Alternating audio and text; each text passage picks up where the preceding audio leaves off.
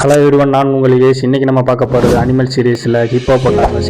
இந்த ஹிப்போபொட்டாமஸை பற்றி நான் உங்களுக்கு ஃபுல் டீட்டெயிலாக சொல்கிறேன். இந்த வீடியோ ஸ்கிப் பண்ணாமல் கடைசி வரைக்கும் ஃபுல்லாக பாருங்கள். இந்த ஹிப்போபொட்டாமஸ் வந்து ஆப்பிரிக்கா கண்டத்தில் தான் அதிகமாக காணப்படுது. இது 2 வகையாக பிரிக்கப்படுது. ஒன்று வந்து பிக்மிக் ஹிப்போபொட்டாமஸ், இன்னொன்று வந்து நார்மல் ஹிப்போபொட்டாமஸ். நார்மல் ஹிப்போபொட்டாமஸோட வெயிட் வந்து கிட்டத்தட்ட 1500 3200 வரைக்கும், அதாவது 1.5 டன்லேருந்து 3 டன் வரைக்கும் வெயிட் இருக்குது.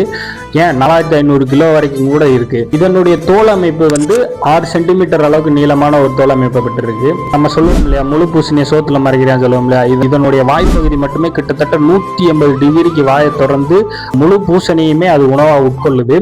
இது என்னதான் பாக்குறதுக்கு ஒரு மாதிரி அழகா இருந்தாலும் இது ஒரு மிகப்பெரிய ஆபத்தான ஒரு உயிரினம். 2005 ஆப்பிரிக்காவை சேர்ந்த மேரி செலைஸ்ன்ற ஒரு விவசாயி வந்து இந்த ஹிப்போபொட்டாமஸை எடுத்து வளர்க்குறாரு. இந்த ஹிப்போபொட்டாமஸ் வந்து தான் வளர்த்தது 2011 அவருடைய உயிரவே அதை எடுத்துருது. இந்த ஹிப்போபொட்டாமஸ் உங்களுக்கு பிடிச்சிருந்துச்சுன்னா இந்த வீடியோக்கு ஒரு லைக் பண்ணிட்டு என்ன ஃபாலோ பண்ண மறந்துடாதீங்க.